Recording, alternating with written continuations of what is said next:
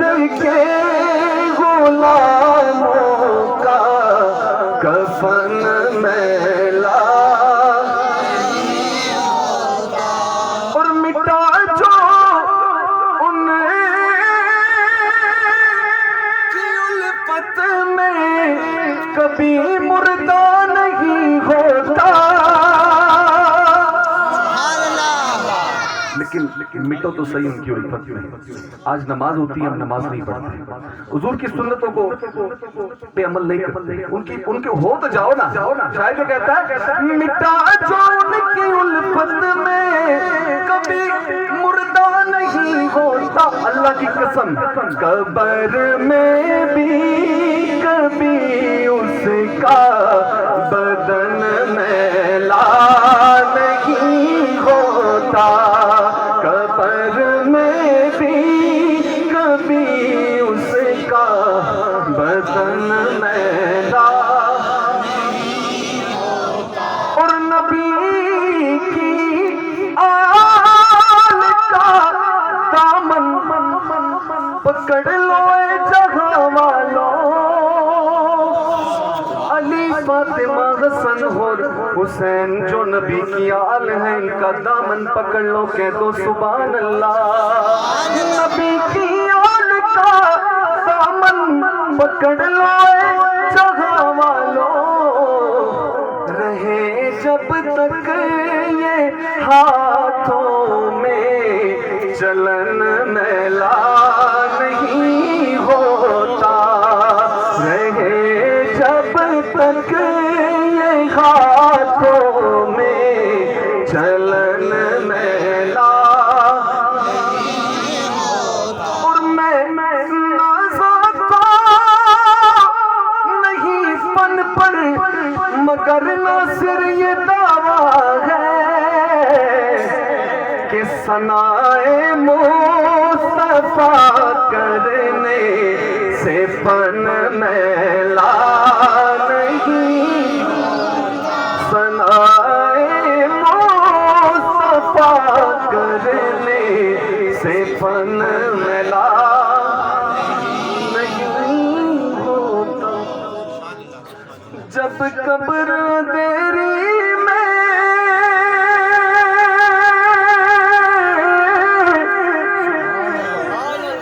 گھبراؤں گا میں تنہا, امداد میری کرنے آ جانا رسول اللہ. روشن میری تربت کو محبوب خدا کرنا. جب وقت نظر آئے دیدار کا کرنا. جب وقت نظر آئے دیدار عطا. ارے اس دن کوئی کام نہ آئے گا, نہ یہ پیسہ کام آئے گا, نہ یہ شہرت کام آئے گی, نہ یہ دولت کام آئے گی, نہ یہ عزت کام آئے گی. بس کیا کام آئے گا جب وقت نظر آئے دیدار عطا. اور جب قبر اندھیری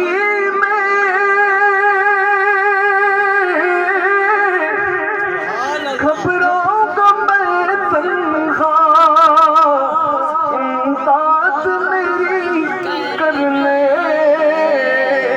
آ جانا رسول اللہ.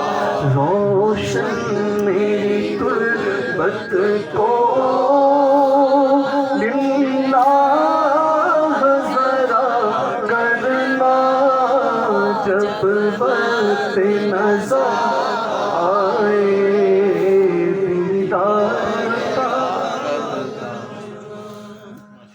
رونق زندگی آپ ہے, آپ ہے رونق زندگی آپ ہے, آپ ہے رونق زندگی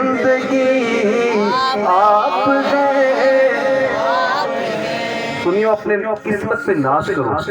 ہماری شادیاں ہوتی ہیں, ہم لوگ ہمارے جنازے گزرتے ہیں, ہماری شادیاں ہوتی ہیں, لوگ مر جاتے ہیں سنی, لیکن حضور کو ضرور یاد رکھتے ہیں. اپنی قسمت پہ ناز کرو یار. کئی ایسے بھی ہیں جو کہتے ہیں یار اونچا نہ پڑھو نیچا نہ پڑھو, اپنی قسمت پہ ناز کرو اور پڑھو میرے ساتھ. رونق زندگی آپ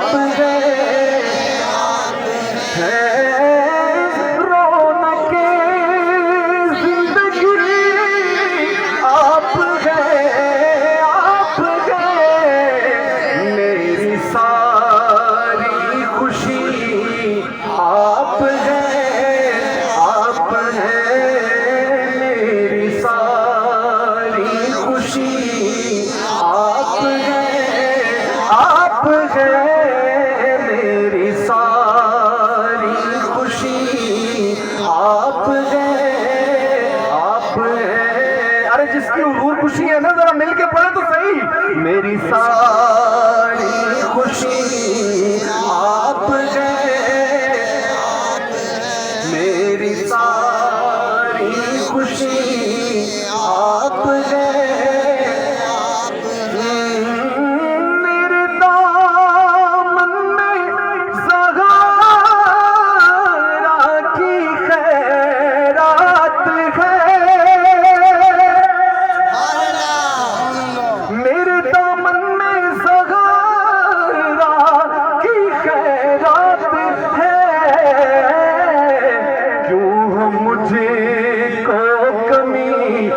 رسول اللہ آپ گئے آپ گئے, کیوں مجھے کو کمی آپ گئے آپ گئے. میری ساری خوشی آپ گئے, میری ساری خوشی آپ گئے.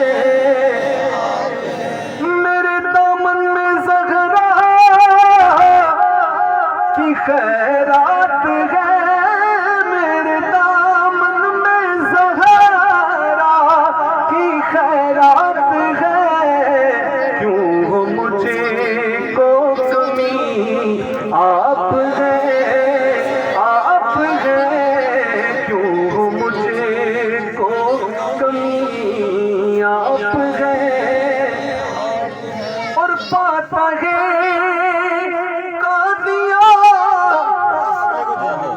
خواجہ خواجگاں, پاتا ہے قادیہ خواجہ خواجگاں. پیر محلی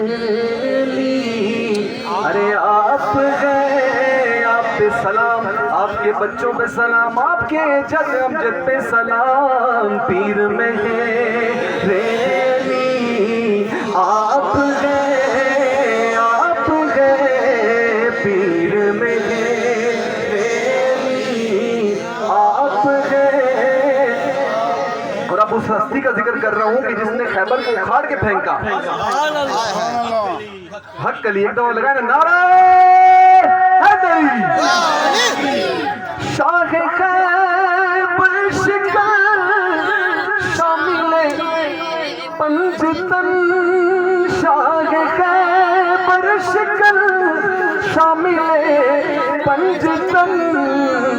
میرے مولا علی آپ گئے آپ گئے, میرے مولا علی آپ گئے, میرے مولا علی آپ گئے. جو قوت بازوئے نبی ہے,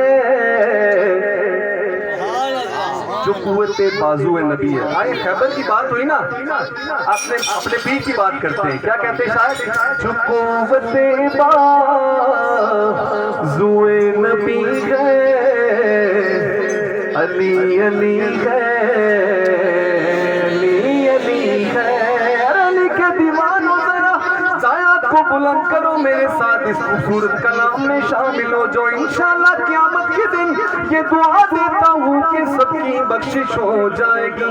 جو قوت بازوئے نبی ہے علی علی ہے علی علی ہے نگر نگر ہے گلی گلی ہے بولو نگر نگر ہے گلی گلی ہے علی علی.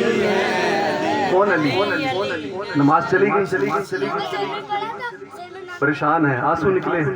حضور نے فرمایا علی قضا پڑھو گے یا ادا پڑھو گے؟ علی نے کیا کہا؟ حضور آپ کے ہوتے قضا کیسے؟ ادا پڑھوں گا. ایک صحابیہ کھڑی تھی، اس نے دیکھا حضور نے اشارہ کیا، سورج واپس ہوا، علی نے اپنی نماز ادا کی. کوئی ایسا لا کے تو دکھاؤ یار. نگر نگر ہے گلی گلی ہے علی علی ہے. اور کسی نے راضی کیا خدا کو تو بولا مجھ کو علی بنا دو. کسی نے راضی کیا خدا کو تو بولا مجھ کو علی بنا دو. تو اللہ نے کیا فرمایا ذرا سنیے گا. کسی نے راضی کیا خدا کو تو بولا مجھ کو علی بنا دو. تو کہا خدا نے کہ وہ علی ہے. کیوں؟ کیونکہ علی علی ہے علی علی ہے. اور خدا کے گھر میں ہوئی ولادت، خدا کے گھر میں ہوئی شہادت. ارے خدا کے گھر کی یہی گلی ہے. کیوں؟ علی علی ہے علی علی ہے.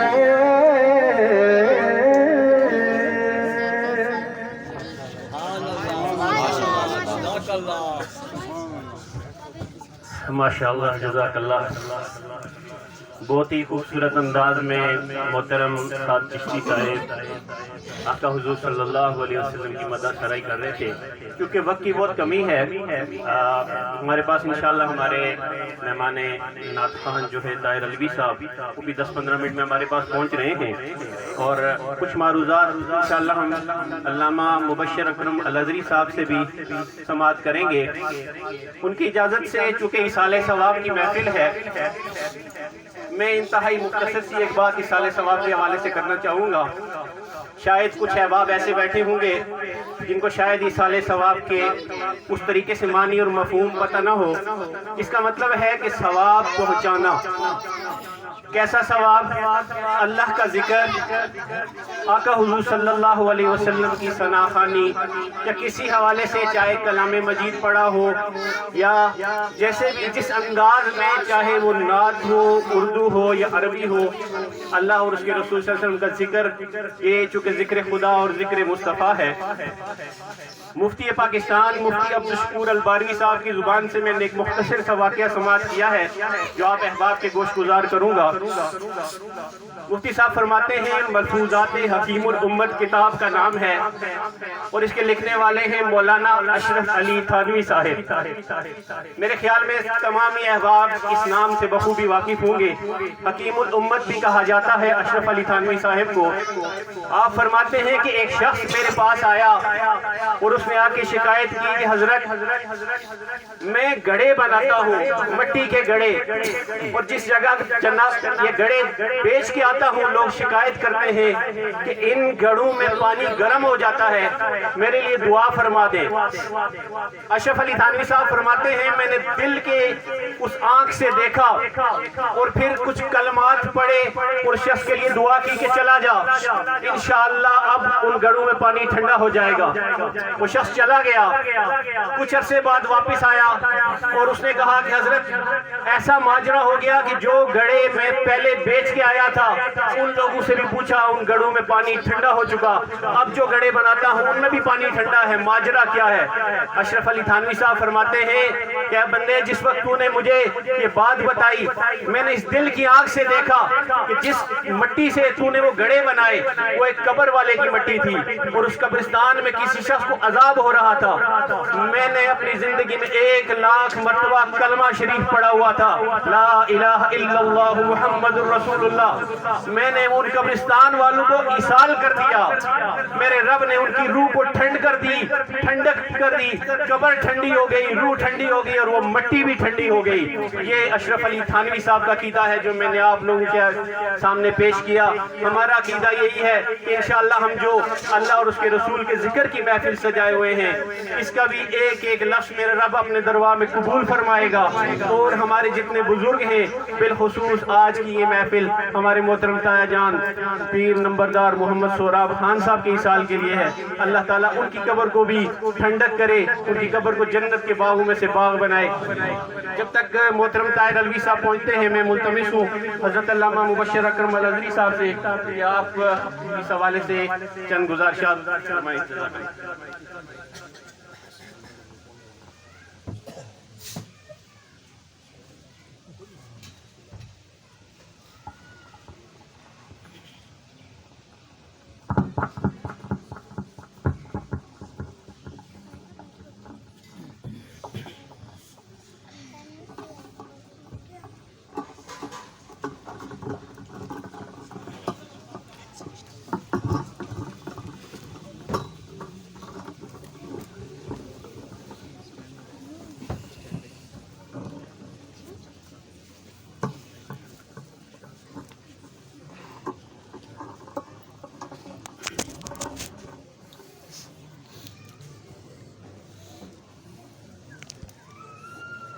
السلام علیکم ورحمۃ اللہ وبرکاتہ.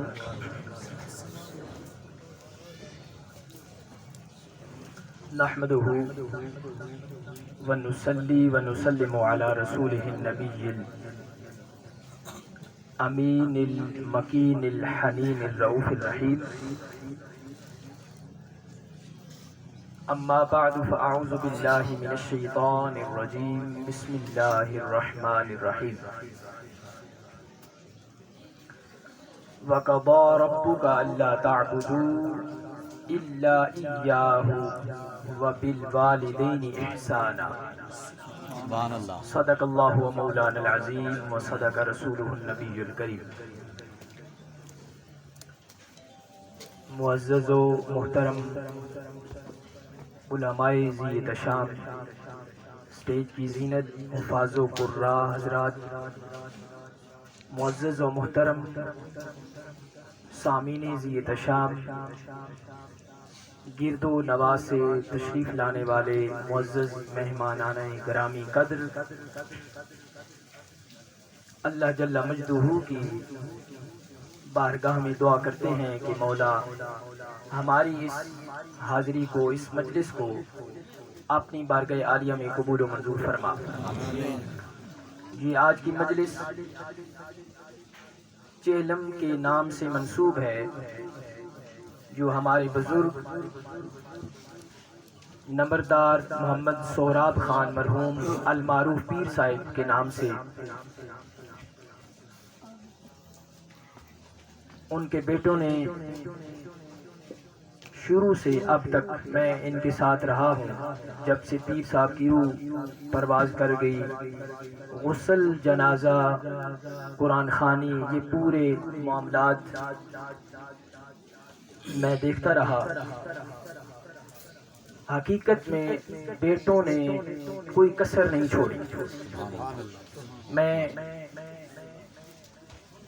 ان کی طرف سے سہراب خان مرحوم کی روح کو اور آپ تمام سامعین کی طرف سے خراج تحسین پیش کرتا ہوں کہ یہ جہاں فانی ہے, ہر ایک نے جانا ہے اور کچھ حقوق رہ جاتے ہیں جو اولاد اپنے والدین کے لیے. میری طرف آپ توجہ رکھیں گے, آپ توجہ میری طرف رکھیں گے. چند ایک گھڑیاں ہیں تاکہ آپ کو بات پوری گوش گزار ہو سکے.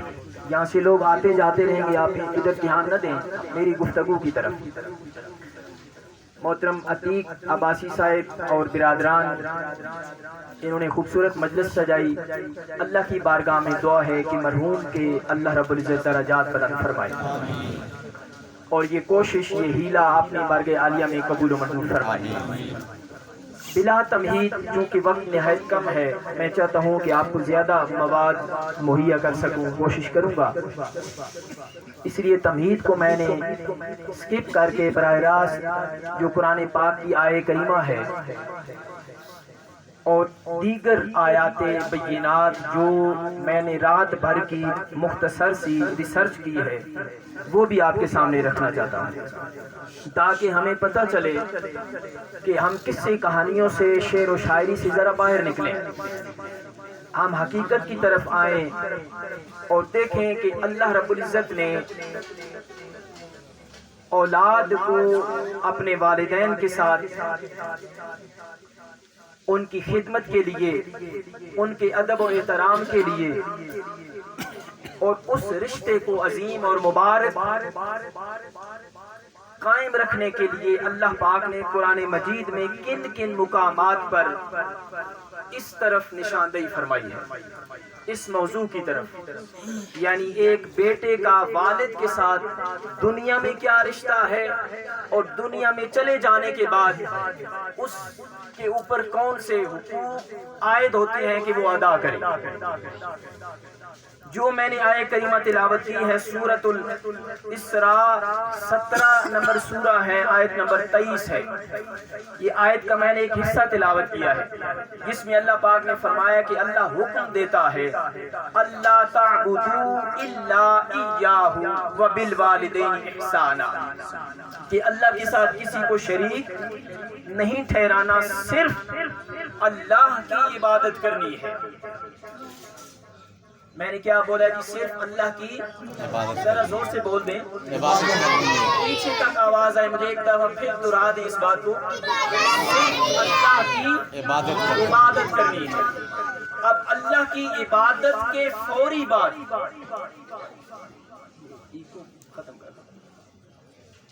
अल्लाह की इबादत के फौरी बाद अल्लाह ने वालिदैन की खिदमत, वालिदैन का अदब और एहतराम करने की बात की है। अल्लाह ताबुदू इल्ला इय्याहु व बिल वालिदैन इहसाना, वालिदैन के साथ हुस्न सलूक करना है। इस पर बात करते हैं हुस्न सलूक क्या चीज है, लेकिन आप मजमूई तौर पे आयात का थोड़ा सा हम जायजा लेते हैं। फिर फरमाया वक़ाल रब्बी औज़िअनी अन अशकुरा निअमतक अल्लती अनअमता अलैया व अला वालिदैया। ये सूरह नम्ल सूरा नंबर 26 आयत नंबर 19 है। इसमें भी अल्लाह पाक ने अपना शुक्र बजा लाने के बाद फौरी तौर पर हुक्म दिया है कि वालिदैन का शुक्र अदा किया करो। पहले इबादत के बाद, अब शुक्र के बाद फरमाया लइन शकरतुम लअज़ीदन्नकुम, जितना मेरा शुक्र अदा करोगे मैं ज्यादा बढ़ाता जाऊंगा, तुम्हारे ऊपर नेमतों की बौछार करता चला जाऊंगा। तो साथ साथ वालिदैन के शुक्र की भी ताकीद फरमाई है। फिर फरमाया रब्बना उग़फिर ली वली वालिदैया वलिल मुमिनीना यौम यक़ूमुल हिसाब, जो हम हर नमाज में पढ़ते हैं। सूरह इब्राहीम सूरा नंबर 14 आयत नंबर 41 कि ए अल्लाह मुझे बख्श दे, रब्बाना उग़फिर ली, मेरी बख्शिश फरमा। तो पता चला कि जिंदों की भी बख्शिश ही नहीं बल्कि खुद अपनी भी बख्शिश अल्लाह से मांगी जा सकती है। रब्बाना उग़फिर ली वली वालिदैया, मेरे वालिदैन की बख्शिश फरमा। यहाँ पर ये तखसीस नहीं फरमाई कि जो जिंदा हैं उनकी बख्शिश फरमा, या ये भी तखसीस नहीं फरमाई कि जो चले गए उनकी बख्शिश फरमा। बिल उमूम जिक्र फरमाया कि मौला मेरी बख्शिश फरमा, मेरे साथ वालिदैन की भी बख्शिश फरमा दे। शुक्र की बात, मग़फ़िरत की बात, और फिर आगे ववस्सैनल इंसाना बिवालिदैहि हुस्ना, وہ پہلے حکم تھا، وَقَضَى رَبُّكَ، حکم اور چیز ہوتی ہے، امر ہوتا ہے. جب اللہ کا حکم ہو تو وہ کرنا فرض عین ہوتا ہے. جس طرح فرمائے اقیموا الصلاۃ آتوا الزکاۃ، یہ احکامات ہیں، یعنی حکم ہے کسی کام کو کرنے کا. اسی طرح یہ بھی حکم فرمایا وَقَضَى رَبُّكَ أَلَّا تَعْبُدُوا إِلَّا إِيَّاهُ وَبِالْوَالِدَيْنِ إِحْسَانًا، والدین کے ساتھ حسن سلوک کا اللہ پاک کیا کر رہے ہیں جی؟ حکم فرما رہا ہے. بات میری آپ فالو کر رہے ہوں گے. یہاں پر جو آیت ابھی میں نے پڑھی ہے وَوَصَّيْنَا الْإِنسَانَ، یہاں اللہ فرماتا ہے کہ ہم نے وصیت کی ہے. حکم اور وصیت میں تھوڑا فرق ہوتا ہے. وصیت وہ کرتا ہے جو جا رہا ہوتا ہے، یعنی اس کے بعد دوسرا کوئی کلام نہیں ہے، کوئی بات نہیں ہے، کوئی حکم نہیں ہے، بس میری یہ وصیت یاد رکھنا، اس پر عمل کرنا ہے. قرآن انہی الفاظ کے ساتھ کہہ رہا ہے وَوَصَّيْنَا الْإِنسَانَ، انسان کو ہم نے وصیت کی. مولا کون سی وصیت؟ بِوَالِدَيْهِ حُسْنًا، کہ والدین کے ساتھ حسن سلوک کرنا ہے. سورہ عنکبوت سورہ نمبر 29 آیت نمبر 8. پھر اسی الفاظ کے ساتھ دوسرے مقام پر فرمایا وَوَصَّيْنَا الْإِنسَانَ بِوَالِدَيْهِ حَمَلَتْهُ أُمُّهُ. اب بالخصوص قرآن نے ماں کی طرف اشارہ کیا ہے. پہلے بالعموم والد اور والدہ کی ادب و احترام، حسن سلوک، مغفرت کی بات کی. اب آگے چل کر سورہ لقمان سورہ نمبر 31 آیت نمبر 14 میں فرمایا کہ ہم نے انسان کو وصیت کی ہے کہ اپنی والدہ کے ساتھ حسن سلوک کرے. کیوں؟ آگے فرمایا حملتہ امہ، اس کی ماں نے اسے 9 ماہ اپنے پیٹ میں اٹھائے رکھا تھا. وہنن علی وہنن، بڑی کرب، مشقت اور سختی کے ساتھ اسے پیٹ میں اٹھائے رکھا. وفصالہ فی عامین، اور پھر جب وہ اس دنیا میں آیا تو اسے 2 سال تک دودھ پلاتی رہی. انشکر لی ولی والدیک، بس والدین کا شکر ادا کیا کرو. پھر فرمایا وَوَصَّيْنَا الْإِنسَانَ بِوَالِدَيْهِ إِحْسَانًا، تیسرے مقام پر سورہ احقاف. قرآن ہے، اللہ کا کلام ہے، کوئی ایک لفظ، ایک حرف، ایک شد مد بغیر غرض و غایت کے یا اضافی طور پر قرآن مجید میں موجود نہیں ہے. ہر حرف کا ایک مقصد ہے، ایک معنی ہے. تو مولا یہ ایک بار ہی اگر فرما دیتا تو ہمارے لیے کافی تھا. بار بار یہ تکرار کرنے کی کیا ضرورت تھی؟ کبھی سورہ نمل میں فرمایا، کبھی سورہ عنکبوت میں فرمایا، کبھی سورہ لقمان میں فرمایا. تو بار بار اس لیے بات کرنے کی ضرورت پیش آئی کہ اے انسان، تو جب دنیا میں جائے گا تو دنیا کی رنگ رلیوں میں تو اس طرح مصروف نہ ہو جانا. جب ہم تجھے دولت سے نوازیں، جب ہم تجھے عزت سے نوازیں، مقام اور مرتبہ سے نوازیں، تو کہیں تم ماں باپ کی وہ بچپن کی زندگی بھول نہ جانا جو ماں باپ نے تیرے اوپر احسان کیا تھا. اب ماں باپ تیرے بوڑھے ہو چکے ہیں، کبر میں پہنچ چکے ہیں، ان کی عمر کا بیشتر حصہ گزر چکا ہے، وہ ضعیفی میں ہے. اب وہ بچپن کا وہ احسان بھول نہ جانا. اے بندے، اب تیرے ماں باپ جنہوں نے رات کی تاریکی میں، تو چھوٹا بچہ تھا، بچپنا تھا تیرا، اور وہ چارپائی کا وہ حصہ، وہ بیڈ، وہ گیلا ہو جاتا تھا، تیری ماں اس گیلی جگہ پہ لیٹتی تھی، تجھے خشک جگہ پہ لٹاتی تھی. وہ احسان تو ساری زندگی اگر اپنی والدہ کو اپنے کندھوں پر بٹھا کر خانہ کعبہ کا طواف کرتا رہے، تب بھی وہ اس ایک رات کا حق ادا نہیں کر سکتا. سبحان اللہ، بے شک بے شک. وہ بھول نہ جانا، تیرے اوپر ہم احسان بھی کریں گے دولت کی صورت میں، دنیا کی مقام و مرتبے کی شکل میں، لیکن تیرے ماں باپ ان کی عزت اور احترام تیرے اوپر لازم ہے.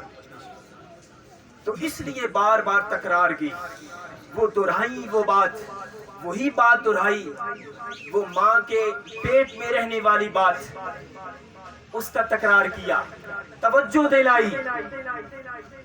پھر رب اغفر لی ولوالدی ولمن دخل بیتی مؤمنا وللمؤمنین والمؤمنات ولا تزد الظالمین الا تبارا. سورہ نوح سورہ نمبر 71 آیت نمبر 28. یہ کچھ میری مختصر سی ریسرچ تھی جو رات کو میں نے کی اور آپ کے سامنے ابھی رکھی. میں یہ ضروری سمجھتا تھا کہ یہ مقامات آپ کے نظر کروں. دوستان محترم، اس کا خلاصہ یہی نکلا کہ ایک بچہ، ایک اولاد، بیٹا یا بیٹی اپنے والدین کے ساتھ حسن سلوک کیسے کرے، حسن سلوک کا کیا طریقہ ہے، دنیا میں کیسے کرے، اور جب وہ اس دار فانی سے چلے گئے، جس طرح محترم نمبردار سرحاب مرحوم آج اس دار فانی سے چلے گئے، تو ان چلے جانے کے بعد اب اولاد پر کیا حقوق ہیں کہ وہ ادا کریں، اور ہم سب پر بالخصوص. جو اس دنیا میں ہے، فرمایا وَقَضَىٰ رَبُّكَ أَلَّا تَعْبُدُوا إِلَّا إِيَّاهُ وَبِالْوَالِدَيْنِ إِحْسَانًا إِمَّا يَبْلُغَنَّ عِندَكَ الْكِبَرَ أَوْ أَحَدُهُمَا أَوْ كِلَاهُمَا فَلَا تَقُل لَّهُمَا أُفٍّ وَلَا تَنْهَرْهُمَا وَقُل لَّهُمَا قَوْلًا كَرِيمًا. یہ جو آیے کریمہ ہے، یہ بالخصوص والدین کی آخری عمر میں جب وہ والدین پہنچ جاتے ہیں. میرے جوان بھائی کثرت سے بیٹھے ہیں جن کی عمر کا 30 سے 40 45 50 سال تک پہنچ گئی ہے، ان کے والدین زندہ ہیں، اگر ان کے لیے یہ